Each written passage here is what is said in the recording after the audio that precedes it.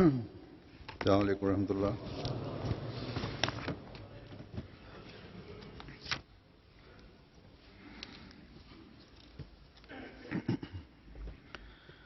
أشهد أن لا إله إلا الله وحده لا شريك له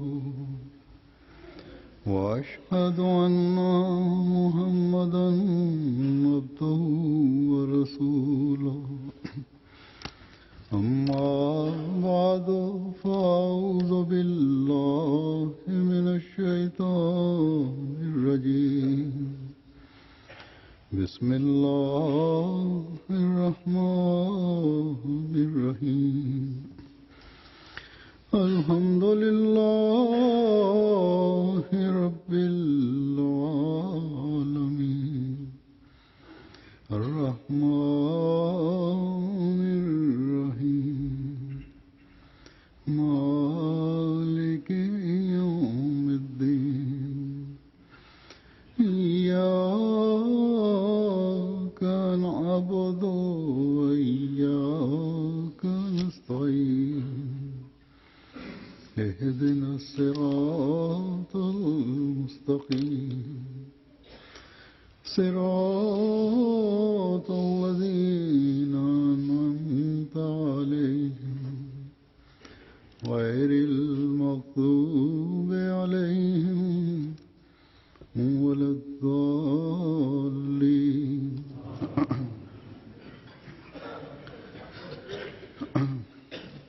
گزشتہ جمعے کو جب میں یہاں مسجد میں آیا ہوں جمعہ پڑھانے تو کار سے اترتی میں نے دیکھا کہ ایک بڑی تعداد اخباری نمائندوں کی سامنے کھڑی تھی. بہرحال میرے پوچھنے پر امیر صاحب نے بتایا کہ حضرت صلی اللہ علیہ وسلم کے بارے میں جو امریکہ میں انتہائی دل آزار فلم بنائی گئی ہے اس پر مسلمانوں میں جو رد عمل ہو رہا ہے یہ لوگ دیکھنے آئے ہیں کہ احمدیوں کا رد عمل کیا ہے. میں نے کہا ٹھیک ہے, انہیں کہیں کہ میں نے خطبہ دینا ہے اس موضوع پہ, وہیں جو بھی احمدی کا رد عمل ہوگا بیان کروں گا. یہ بھی خدا تعالیٰ کے ہی کام ہے کہ وہ اتنی بڑی تعداد میں میڈیا کو کھینچ کے یہاں لایا اور پھر میرے دل میں بھی ڈالا کہ اسی موضوع پر کچھ کہوں. پہلے میرا ارادہ کچھ اور کہنے کا تھا, لیکن ایک دن پہلے توجہ اس طرف پھری کہ اسی موضوع پر کچھ کہنا چاہیے. بہرحال یہ اللہ تعالیٰ کا کام ہے, جس طرح وہ چاہتا ہے کرواتا ہے, اور بعد کے حالات نے ثابت بھی کیا کہ اس موضوع پر کہنے میں اللہ تعالیٰ کی تائید شامل تھی. مختصر وقت میں مختصر باتیں کی جا سکتی ہیں, لیکن جو بھی کہی گئیں ان کے خلاصے کو یا جو پیغام میں دینا چاہتا تھا اس کو اللہ تعالیٰ نے دنیا احمدیت کے علاوہ غیروں میں بھی کافی وسیع طور پر پہنچا دیا. بہرحال جمعہ کے بعد جب میں مسجد سے باہر نکلا ہوں تو امیر صاحب نے کہا کہ میڈیا والے 2-3 منٹ آپ سے براہ راست کچھ بات کرنا چاہتے ہیں, کچھ پوچھنا چاہتے ہیں. میں نے ان کو کہا کہ خطبے میں بیان کر چکا ہوں ساری باتیں, کیونکہ میں دیکھ رہا تھا کہ میڈیا اوپر لوگ کھڑے تھے, کیمرے سے تصویریں بھی لے رہے تھے, ریکارڈنگ بھی کر رہے تھے, ترجمہ سن بھی رہے تھے. پیغام تو ان کو مل گیا, اور یہ مزید اور کیا چاہتے ہیں.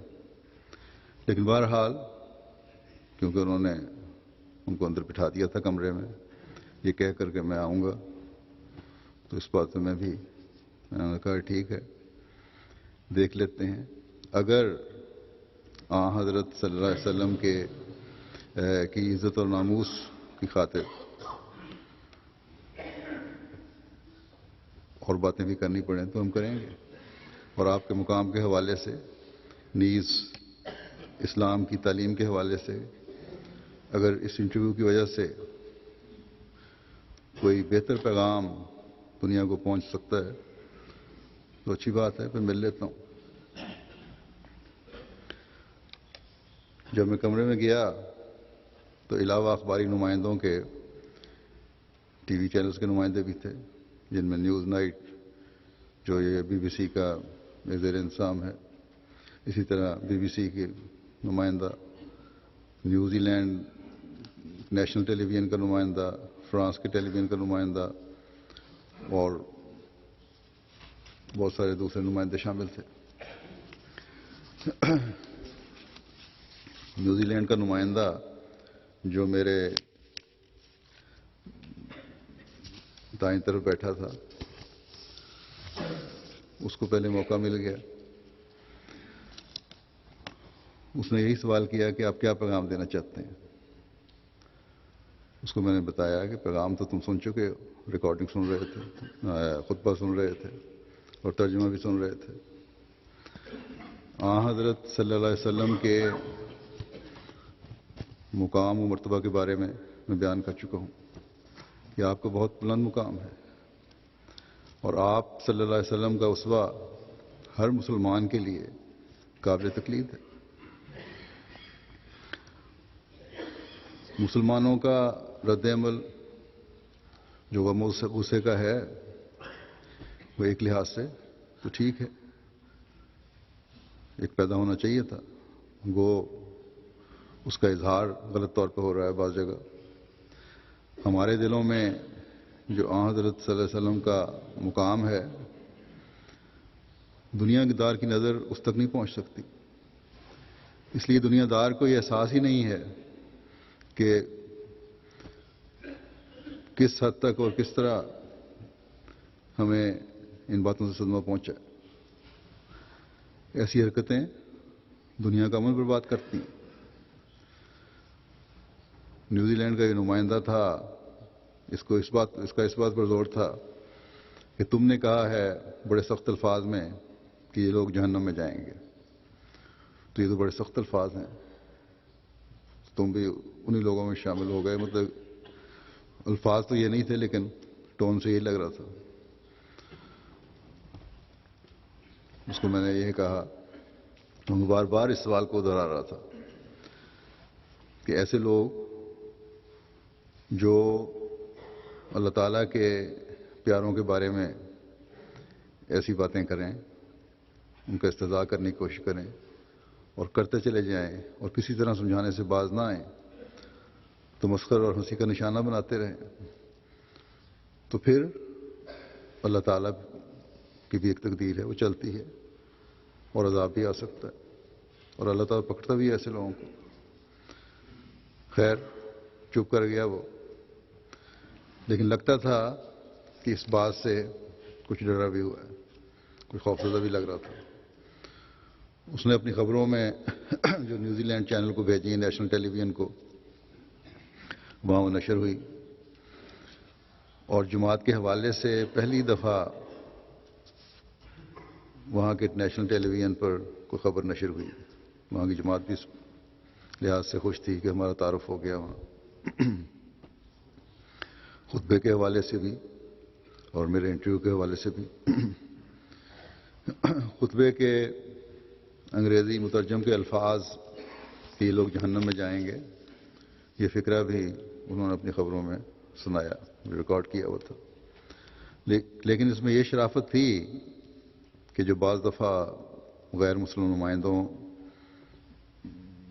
میں نہیں ہوتی یا نہیں دکھاتے، کہ اس فقرے کا جو بغیر سیاق و سباق کے منفی رد عمل ہو سکتا تھا، اس کو زائل کرنے کے لیے یہ اللہ تعالیٰ نے اس کے دل میں ڈالا. بہرحال میرے الفاظ میں مجھے ٹی وی انٹرویو دیتے ہوئے دکھایا اور یہ بھی دکھا دیا, الفاظ میرے دہرا دیے جو میں خود ہی بول رہا تھا وہاں, کہ ہم شدت پسند مظاہرے اور توڑ پھوڑ پسند نہیں کرتے, اور تم کبھی کسی احمدی کو نہیں دیکھو گے کہ اس قسم کے فساد اور مفسدانہ رد عمل کا حصہ ہوں. خبریں پڑھنے والے نے میرا یہ جواب دکھا کر پھر آگے تبصرہ کیا کہ یہ جماعت مسلمانوں کی ایک اقلیتی جماعت ہے اور ان کے ساتھ بھی مسلمانوں کی طرف سے اچھا سلوک نہیں ہوتا. لیکن بہرحال دیکھتے ہیں یہ پیغام جو ان کے خلیفہ نے دیا ہے, اس کی آواز اور پیغام کا احمدی مسلمانوں کے علاوہ دوسرے مسلمانوں پر بھی کوئی اثر ہوتا ہے یا نہیں. اس نے دوسرے مسلمانوں کو وہاں ان کی فوٹیج بھی دکھائی جو توڑ پھوڑ کر رہے تھے, مولویوں کو جلوس دیتے ہوئے اور نعرے لگاتے ہوئے دکھایا, جلوس نکالتے ہوئے نعرے لگاتے ہوئے دکھایا. لیکن بہرحال جیسا کہ میں نے کہا, اس ذریعے سے اسلام کا حقیقی پیغام نیوزی لینڈ اور ان کے ملک میں بھی سیٹلائٹ کے ذریعے سے ارد گرد کے ملکوں میں بھی اور ان کی ویب سائٹ کے ذریعے سے بہت سے دنیا کے حصوں میں پہنچ گیا. اگر ہم کوشش بھی کرتے تو احمدیت کا تعارف اور اسلام کا حقیقی پیغام اس طرح نہ پہنچتا. نیوزی لینڈ جماعت کو اب چاہیے کہ اس حوالے سے اسلام اور احمدیت کا تعارف اور پیغام ملک کے ہر حصے میں پہنچانے کی کوشش کریں. اسی طرح نیوزی لینڈ کے ارد گرد کے جو ممالک ہیں انہیں بھی سنا گیا ہوگا, انہیں بھی چاہیے کہ حضرت صلی اللہ علیہ وسلم کی سیرت کے حوالے سے ان ممالک میں حقیقی تعلیم اسلام کی پہنچانے کے لیے بھرپور پروگرام بنائیں. نیوز نائٹ جو یہاں کا چینل ہے, اس کا نمائندہ یہ کہنے لگا کہ میں نے فلم دیکھی ہے, اس میں تو کوئی ایسی بات نہیں جس پر اتنا زیادہ شور مچایا جائے, اور مسلمان اس طرح رد عمل دکھائیں. اور تم نے بھی, مجھے کہنے لگا, تم نے بھی بڑی تفصیل سے اس پر خطبہ دے دیا اور بعض جگہ بڑے سخت الفاظ میں اس کو رد کیا. یہ تو ہلکا سا مذاق تھا. انا للہ. یہ تو ان لوگوں کی کے اخلاقی معیار کی حالت ہے. میں نے اسے کہا کہ پتہ نہیں تم نے کس طرح دیکھا اور تمہارا معیار کیا ہے. تم اس مقام کو جو حضرت صلی اللہ علیہ وسلم کا مسلمانوں کی نظر میں ہے, ان کے دل میں ہے, اس محبت کو جو حضرت صلی اللہ علیہ وسلم کی ایک مسلمان کے دل میں ہے, تم نہیں سمجھ سکتے. میں نے اسے بتایا کہ میں نے فلم تو نہیں دیکھی, لیکن ایک دو باتیں جس دیکھنے والے نے مجھے بتائی ہیں وہ ناقابل برداشت ہیں. تم کہتے ہو ایسی کوئی بات نہیں ہے, تو یہ باتیں سن کر تو میں کبھی فلم دیکھنے کی جرات بھی نہیں کر سکتا. جو باتیں بیان کی گئی ہیں اس میں, ان کو سن کر ہی خون کھولتا ہے. میں نے اسے کہا کہ تمہارے باپ کو اگر کوئی گالی دے, برا بھلا کہے, بےہودہ باتیں کہے, تو اس کے متعلق تمہارا رد عمل کیا ہوگا؟ تم دکھاؤ گے رد عمل, یہ بتاؤ گے ٹھیک ہے کہ نہیں؟ حضرت صلی اللہ علیہ وسلم کا مقام تو ایک مسلمان کی نظر میں اس سے بہت بلند ہے, اس سے وہ پہنچ نہیں سکتا. دوبارہ پھر اس نے فلم کے بارے میں بات کرنے لگا, تو پھر میں نے اسے کہا کہ میں تمہیں کہہ چکا ہوں کہ تمہارے باپ کے خلاف اگر کوئی بات کرے تو سنو گے. ہاں یا نہ میں جواب تو اس نے نہیں دیا, لیکن بہرحال چپ کر گیا اس بات پہ. اس نمائندے نے تو شاید اس بارے میں میڈیا میں خبر نہیں دی، لیکن میرے اس فکرے کو کہ تمہارے باپ کو کوئی گالی دے تو رد عمل دکھاؤ گے، دوسرے میڈیا نے اٹھایا بہت ساری جگہوں پہ، ویب سائٹ پہ بھی ڈالا ہے، بہرحال انٹرنیٹ پر اور بعض اخباروں کی ویب سائٹ پر نے، اور اس طرح ان پر مختلف تبصرہ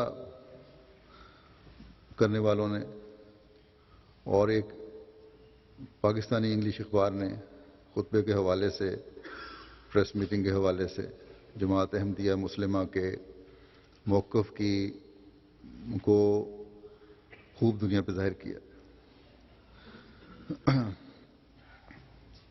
بعض تبصرے ایسے بھی تھے انٹرنیٹ پہ کہ یہ جو بات کہی ہے، کیونکہ اکثر لکھے اس بات پہ بڑے تعریفی کلمات تھے، اس بعدوں نے یہ بھی لکھا کہ یہ تو ہر عقل مند انسان یہی بات کرتا ہے، مرزا مسرور احمد نے کون سی ایسی بات کر دی ہے خاص؟ لیکن ایک احمدی نے مجھے لکھا کہ میں نے سارے تبصرے سنے، ساری خبریں دیکھیں، ساروں کے بیانات دیکھے، علماء کے بھی اور ان کے لیڈروں کے بھی، کسی نے اس بہت باتیں کی ہیں، یہ توجہ نہیں دلائی کہ حضرت صلی اللہ علیہ وسلم پر درود بھیجو۔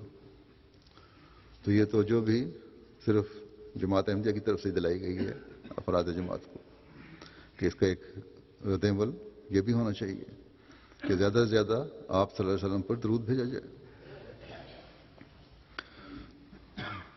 بعض نے یہ بھی لکھا کہ ان لوگوں کو جن کو تم غیر مسلم کہتے ہو، انہوں نے ہی صحیح اسلامی رد عمل دکھایا ہے۔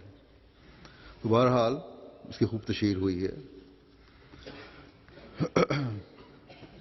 اس طرح دنیا کے سامنے ایک حقیقی مسلمان کا حقیقی رد عمل بھی آ گیا۔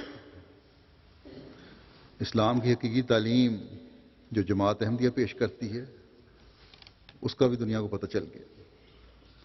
دنیا کو اور عالم اسلام کو یہ پیغام بھی مل گیا کہ ایک حقیقی مسلمان کا صحیح رد عمل کیا ہوتا ہے اور کیا ہونا چاہیے۔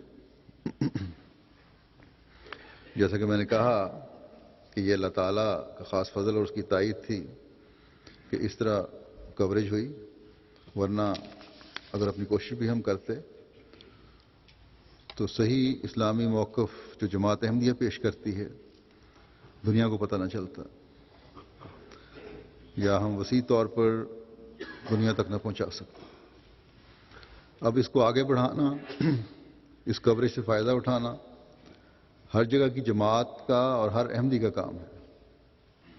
جہاں تک مرکز کی طرف سے اس بارے میں کوشش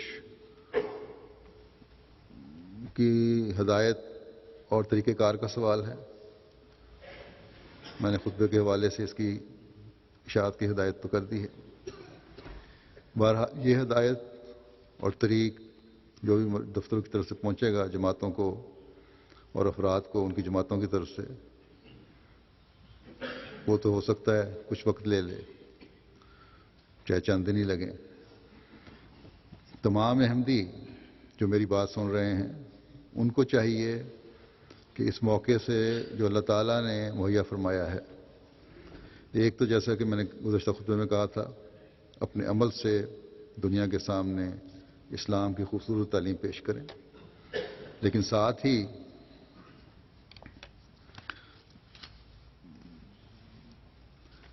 مرکزی متعلقہ دفتر بھی، جیسا کہ میں نے کہا، اور جماعتیں بھی فوری توجہ دیتے ہوئے خطبے کا ترجمہ اپنی اپنی زبانوں میں کر کے وسیع طور پر شائع کریں اور پریس کے حوالے سے بھی ذکر کریں اور ہر ذی شعور تک اسلامی موقف کو پہنچائیں۔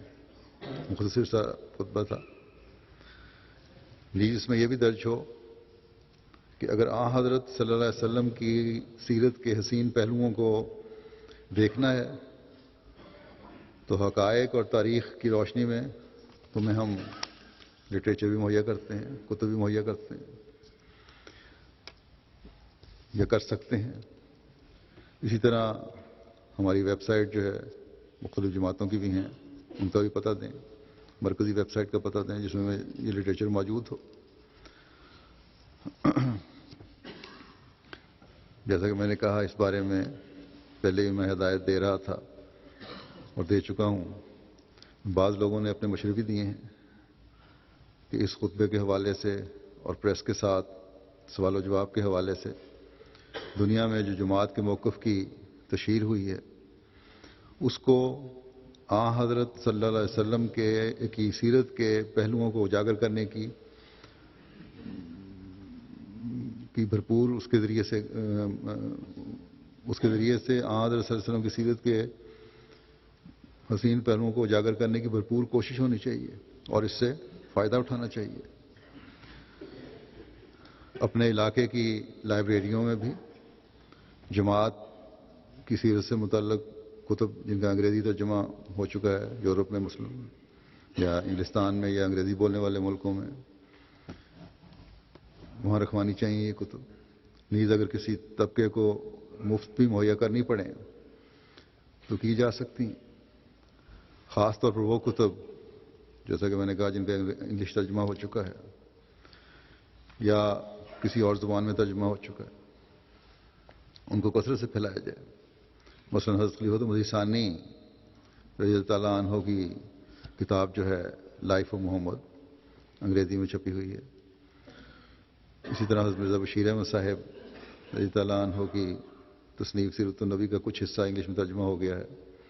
باقی بھی نصارت تصنیف کو چاہیے کہ جلدی ترجمہ کرا کے شائع کروائیں. بہرحال جیسا کہ میں نے کہا لائف آف محمد جو ہے حضرت مسیح ثانی کی کتاب یہ ایک مختصر سی کتاب ہے جس میں سیرت کے تمام پہلوؤں کو کور کیا گیا مختصر رنگ میں طور پر. دیباچہ تفسیر القرآن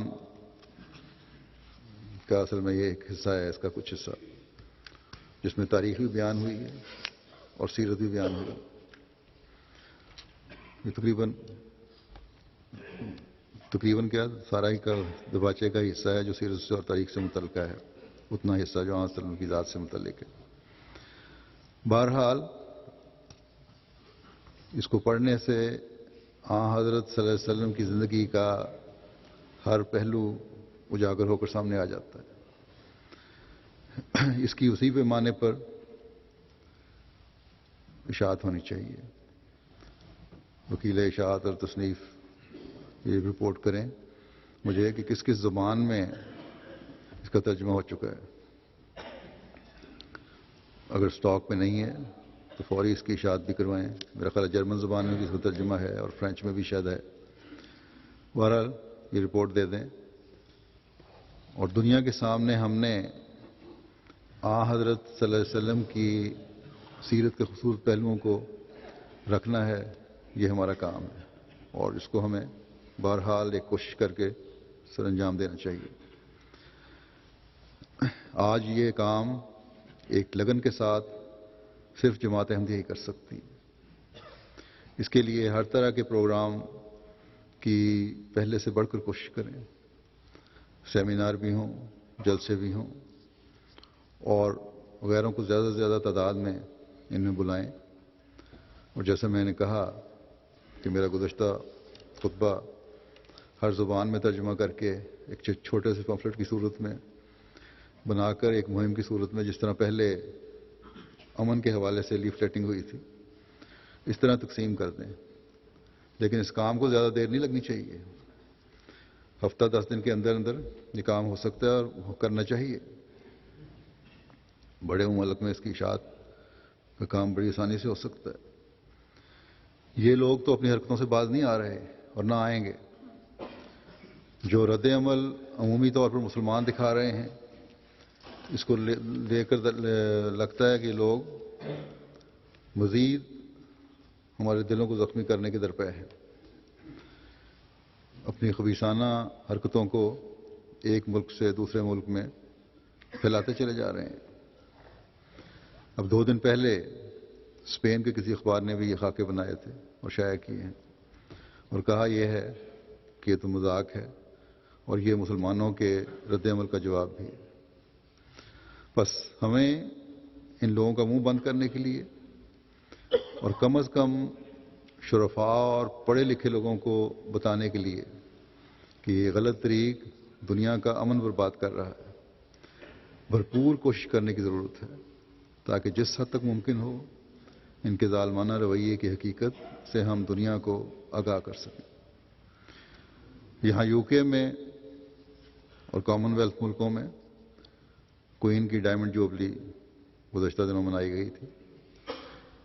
اس حوالے سے تقریباً سارا سال ہی شور پڑا رہا ہے اور پڑ رہا ہے یا اس کا ذکر چل رہا ہے۔ اس طرح توجہ ہے اب بھی۔ ملکہ وکٹوریہ کی جب ڈائمنڈ جوبلی ہوئی تھی اس وقت حضرت مسیح موعود علیہ الصلوۃ والسلام نے تحفہ کیسریہ کے نام سے کتاب لکھ کر ملکہ کو بھجوائی تھی، جس میں جہاں ملکہ کے انصاف پسند حکومت کی تعریف کی تھی، وہاں اسلام کا پیغام بھی پہنچایا تھا اور دنیا میں امن کے قیام اور مختلف مذاہب کے آپس کے تعلقات اور مذہبی بزرگوں اور انبیاء کی عزت و احترام کی طرف بھی توجہ دلائی تھی، اور یہ بھی تفصیل سے بتایا تھا کہ امن کے طریق کیا ہونے چاہیے۔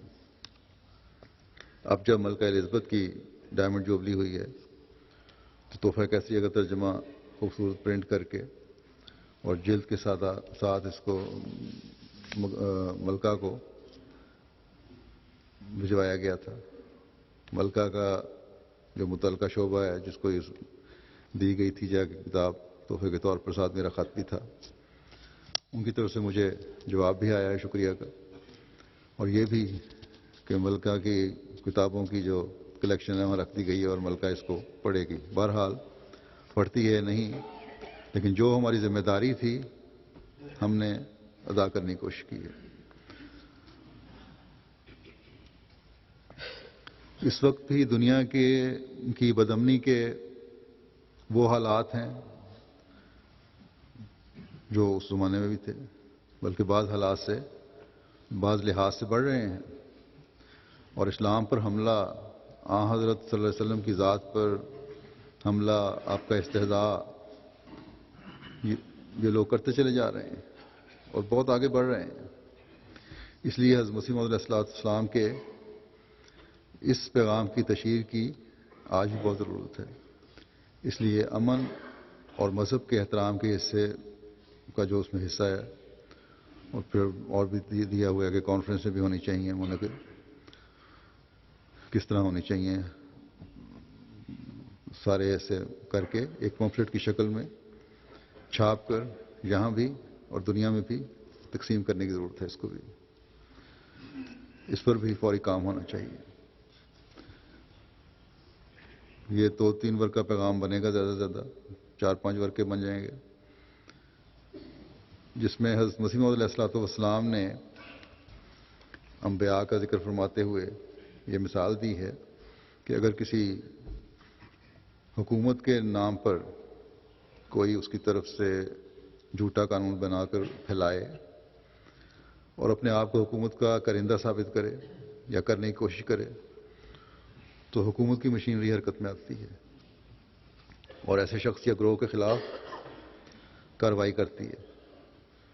تو پھر یہ کس طرح ممکن ہے کہ خدا تعالیٰ اپنی طرف غلط باتوں کو منسوب ہونے کو برداشت کرے اور کھلی چھٹی دے دے؟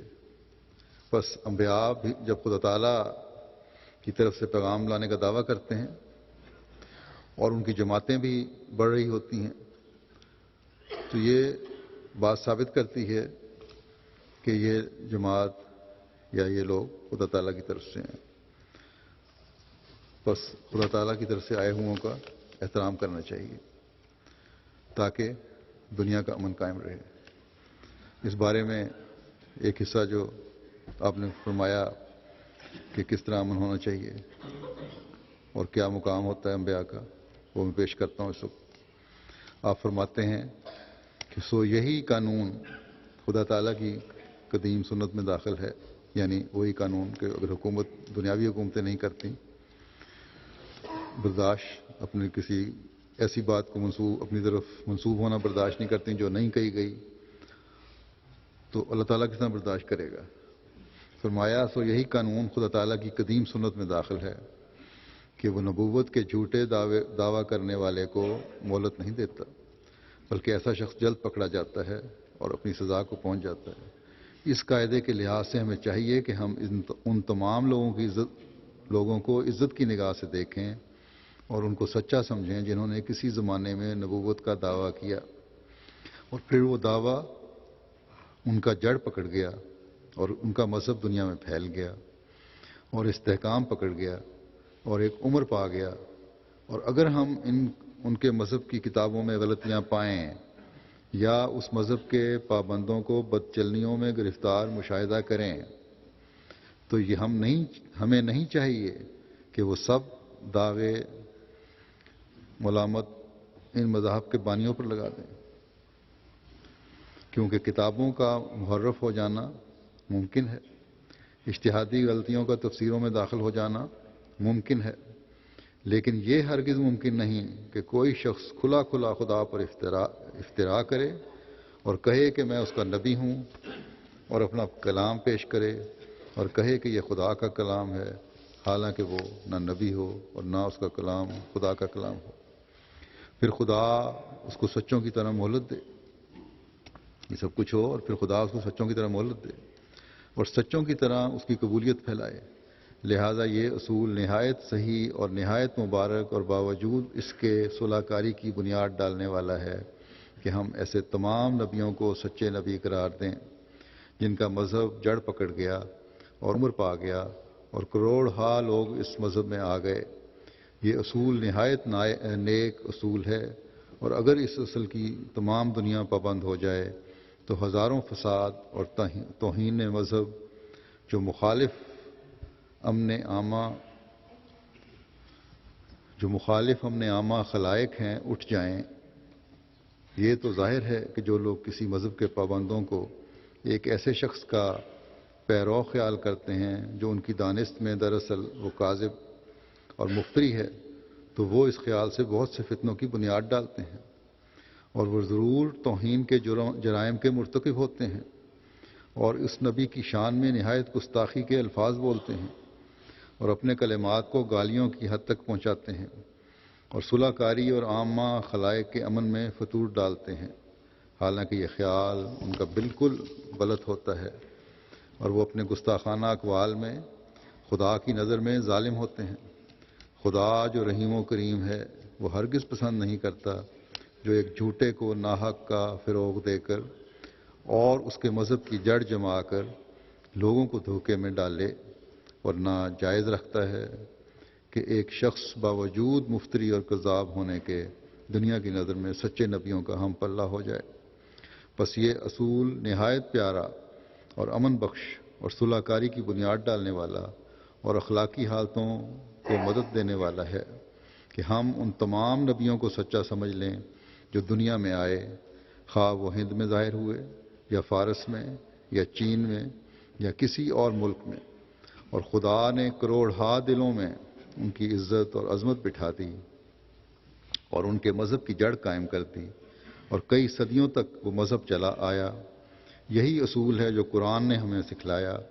اسی اصول کے لحاظ سے ہم ہر ایک مذہب کے پیشوا کو جن کی سوانح اس تعریف کے نیچے آ گئی ہیں عزت کی نگاہ سے دیکھتے ہیں، گو وہ ہندوؤں کے مذہب کے پیشوا ہوں یا فارسیوں کے مذہب کے یا چینیوں کے مذہب کے یا یہودیوں کے مذہب کے یا عیسائیوں کے مذہب کے، مگر افسوس کہ ہمارے مخالف ہم سے یہ برتاؤ نہیں کر سکتے، اور خدا کا یہ پاک اور غیر متبدل قانون ان کو یاد نہیں کہ وہ جھوٹے نبی کو وہ برکت اور عزت نہیں دیتا جو سچے کو دیتا ہے، اور جھوٹے نبی کا مذہب جڑ نہیں پکڑتا اور نہ عمر پاتا ہے جیسا کہ سچے کا جڑ پکڑتا اور عمر پاتا ہے۔ بس ایسے عقیدے والے لوگ جو قوموں کے نبیوں کو کاذب قرار دے کر برا کہتے رہتے ہیں ہمیشہ صلح کاری اور امن کے دشمن ہوتے ہیں، کیونکہ قوموں کے بزرگوں کو گالیاں نکالنا اس سے بڑھ کر فتنہ انگیز اور کوئی بات نہیں۔ بسا اوقات انسان مرنا بھی پسند کرتا ہے مگر نہیں چاہتا کہ اس کے پیشوا کو برا کہا جائے۔ اگر ہمیں کسی مذہب کی تعلیم پر اعتراض ہو تو ہمیں نہیں چاہیے کہ اس مذہب کے نبی کی عزت پر حملہ کریں اور نہ یہ کہ اس کو برے الفاظ سے یاد کریں، بلکہ چاہیے کہ صرف اس قوم کے موجودہ دستور العمل پر اعتراض کریں، یعنی اگر وہ غلطیاں ہیں اس قوم میں تو اس قوم کے اس غلطیوں پر اعتراض کریں، نہ کہ نبیوں پر۔ فرمایا اور یقین رکھیں کہ وہ نبی جو خدا تعالیٰ کی طرف سے کروڑ ہا انسانوں میں عزت پا گیا اور صد ہا برسوں سے اس کی قبولیت چلی آتی ہے، یہی پختہ دلیل اس کے من جانب اللہ ہونے کی ہے۔ اگر وہ خدا کا مقبول نہ ہوتا تو اس قدر عزت نہ پاتا۔ مفتری کو عزت دینا اور کروڑ ہا بندوں میں اس کے مذہب کو پھیلانا اور زمانہ دراز تک اس کے مفتریانہ مذہب کو محفوظ رکھنا خدا کی عادت نہیں ہے۔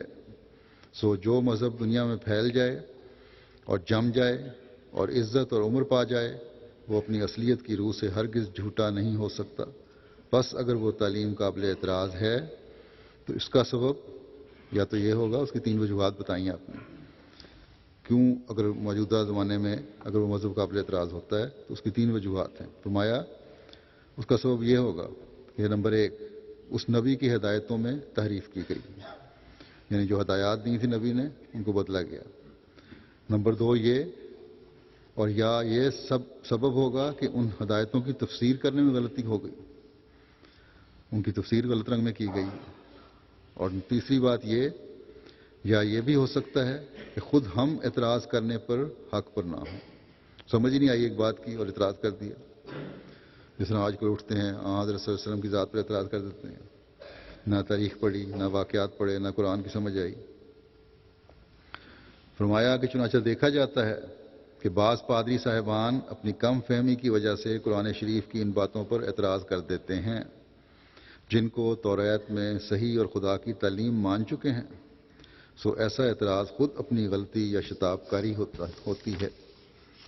پھر فرمایا خلاصہ یہ کہ دنیا کی بھلائی اور امن اور صلح کاری اور تقوی اور خدا ترسی اسی اصول میں ہے کہ ہم ان نبیوں کو ہرگز کاذب قرار نہ دیں جن کی سچائی کی نسبت کروڑ ہا انسانوں کی صد ہا برسوں سے رائے قائم ہو چکی ہو اور خدا کی تائیدیں قدیم سے ان کے شامل حال ہوں۔ اور میں یقین رکھتا ہوں کہ ایک حق کا طالب خواہ وہ ایشیائی ہو یا یورپین ہمارے اس اصول کو پسند کرے گا اور آہ کھینچ کر کہے گا کہ افسوس ہمارا اصول ایسا کیوں نہ ہوا۔ میں اس اصول کو اس غرض سے ملکہ کو لکھتے ہیں کہ ملکہ حضرت ملکہ معظمہ کیسرا ہند و انگلستان، اس وقت تو ہندوستان پہ بھی حکومت تھی ملکہ کی، خدمت میں پیش کرتا ہوں کہ امن کو دنیا میں پھیلانے والا صرف یہی ایک اصول ہے جو ہمارا اصول ہے۔ اسلام فخر کر سکتا ہے کہ اس پیارے اور دلکش اصول کو خصوصیت سے اپنے ساتھ رکھتا ہے۔ کیا ہمیں روا ہے کہ ہم ایسے بزرگوں کی کثر شان کریں جو خدا کے فضل نے ایک دنیا کو ان کے تابع دار کر دیا اور صد ہا برسوں سے بادشاہوں کی گردنیں ان کے آگے جھکتی چلی آئیں؟ کیا ہمیں روا ہے کہ ہم خدا کی نسبت یہ بدظنی کریں کہ وہ جھوٹوں کو سچوں کی شان دے کر اور سچوں کی طرح کروڑ ہا لوگوں کا ان کو پیشوا بنا کر اور ان کے مذہب کو ایک لمبی عمر دے کر اور ان کے مذہب کی تائید میں آسمانی نشان ظاہر کر کے دنیا کو دھوکہ دینا چاہتا ہے؟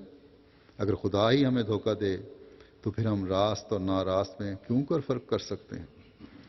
فرمایا یہ بڑا ضروری مسئلہ ہے کہ جھوٹے نبی کی شان و شوکت اور قبولیت اور عظمت ایسی پھیلنی نہیں چاہیے جیسا کہ سچے کی، اور جھوٹوں کے منصوبوں میں وہ رونق پیدا نہیں ہونی چاہیے جیسا کہ سچے کے کاروبار میں پیدا ہونی چاہیے۔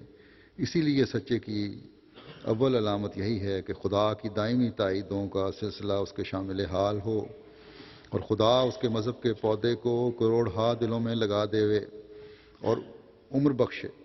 بس جس نبی کے مذہب میں ہم یہ علامتیں پاویں، ہمیں چاہیے کہ ہم اپنی موت اور انصاف کے دن کو یاد کر کے ایسے بزرگ پیشوا کی اہانت نہ کریں بلکہ سچی تعظیم اور سچی محبت کریں۔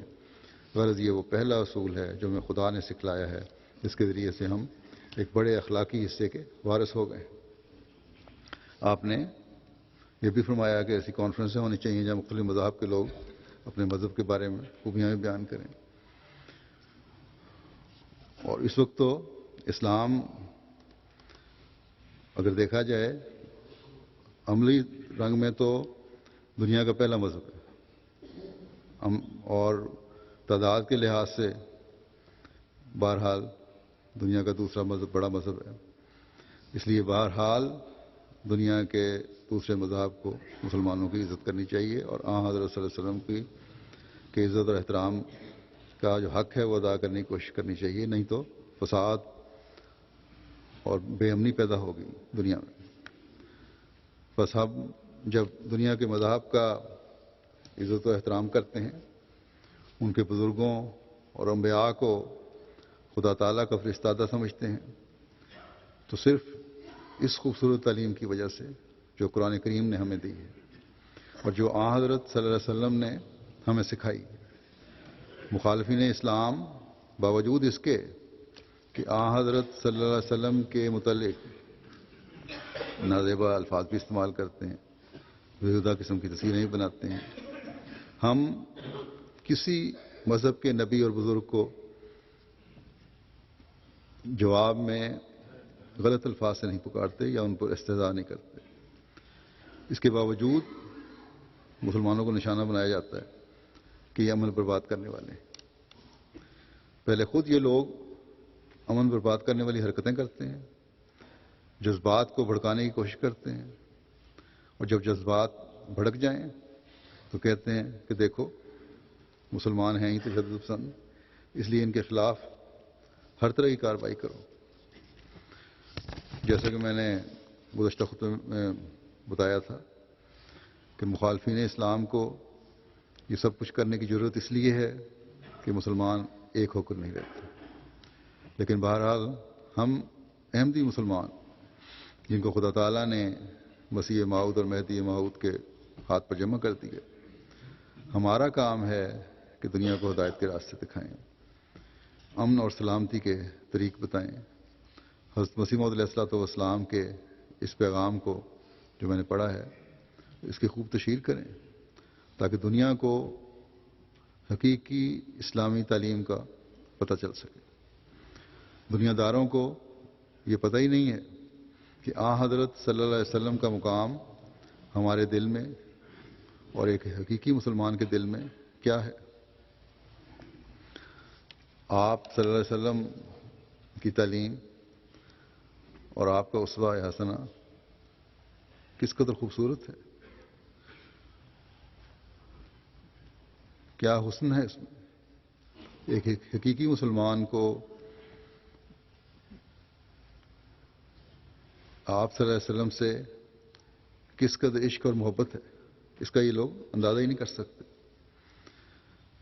آپ صلی اللہ علیہ وسلم سے محبت و عشق کا اظہار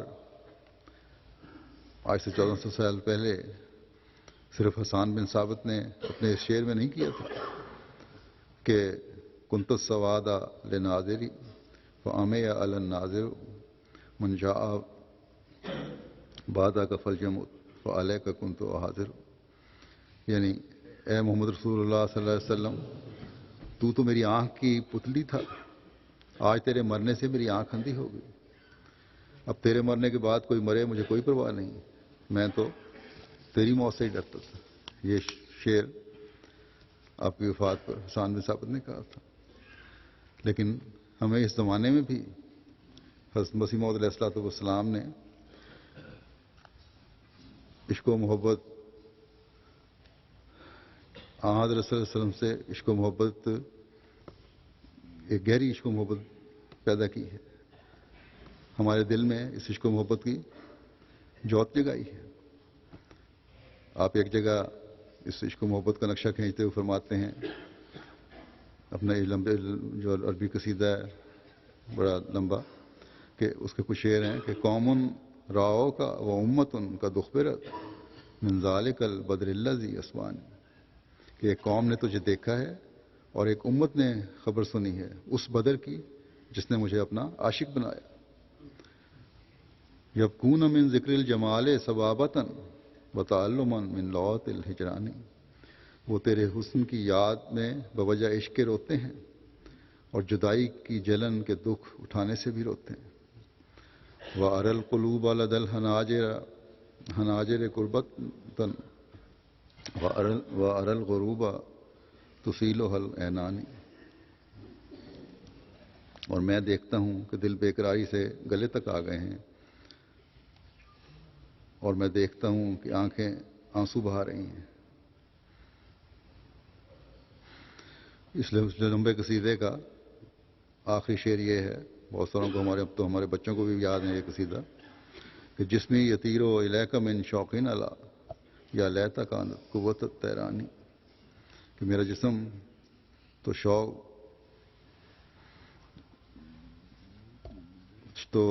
غالب سے تیری طرف اڑنا چاہتا ہے، اے کاش میرے اندر اڑنے کی طاقت ہوتی۔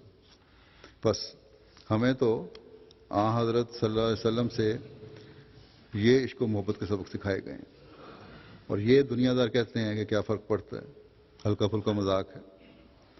جب اخلاق اس حد تک گر جاتے ہیں کہ اخلاق کے معیار بجائے اونچے جانے کے پستیوں کو چھونے لگیں، تبھی دنیا کے امن بھی برباد ہوتے ہیں۔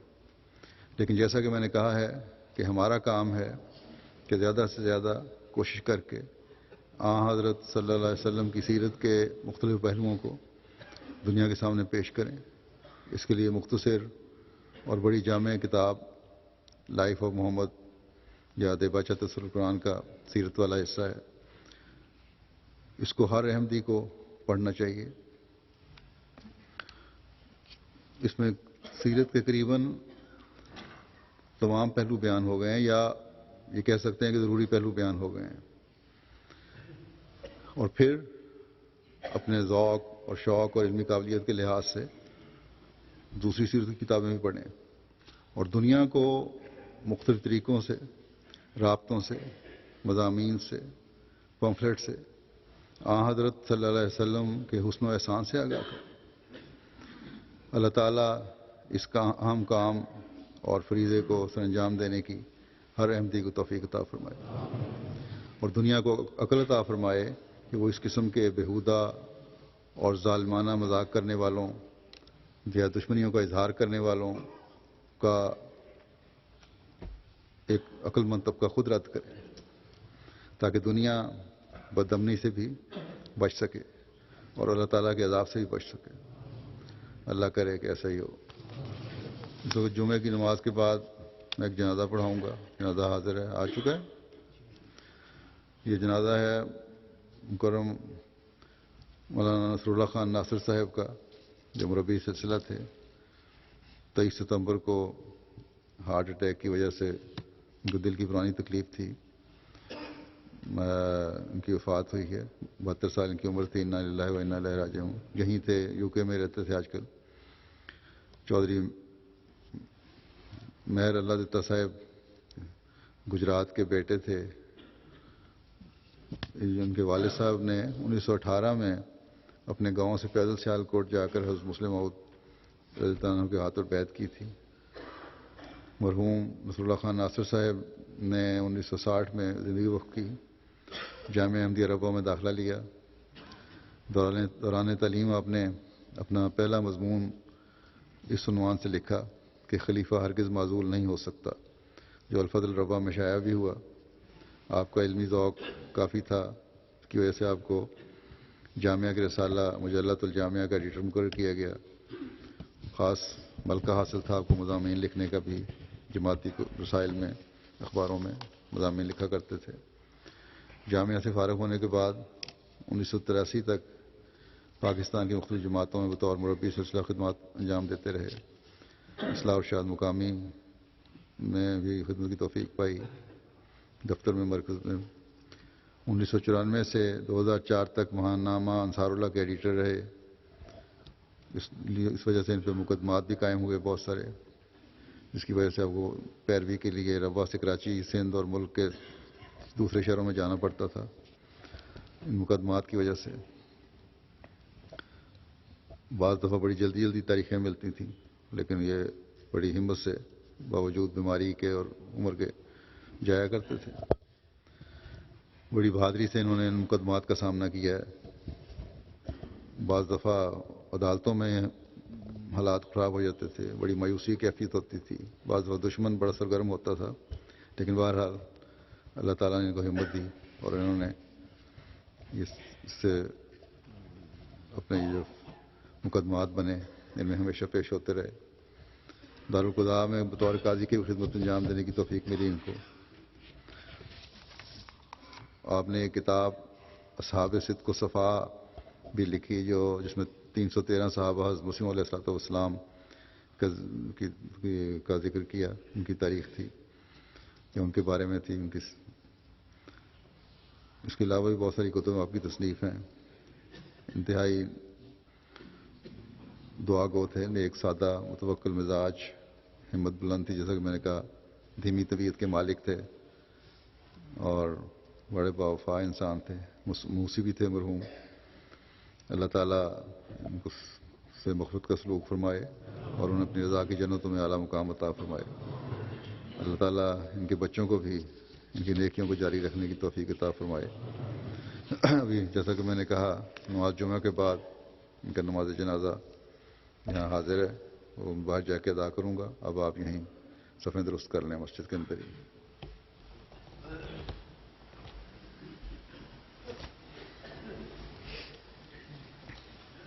الحمد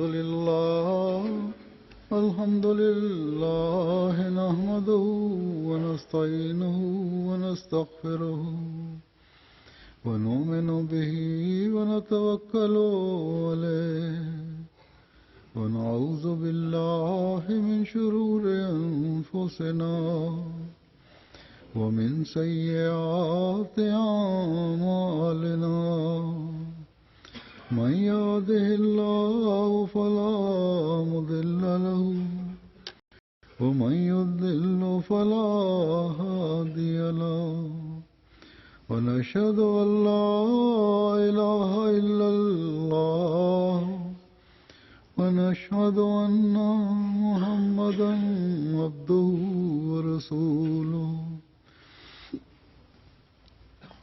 عباد الله رحمكم الله إن الله يأمر بالعدل والإحسان وإيتاء ذي القربى وينهى عن الفحشاء والمنكر والبغي يعظكم لعلكم تذكرون. اذكروا الله يذكركم اذكروا الله يذكركم وادعوه يستجب لكم ولذكر الله أكبر.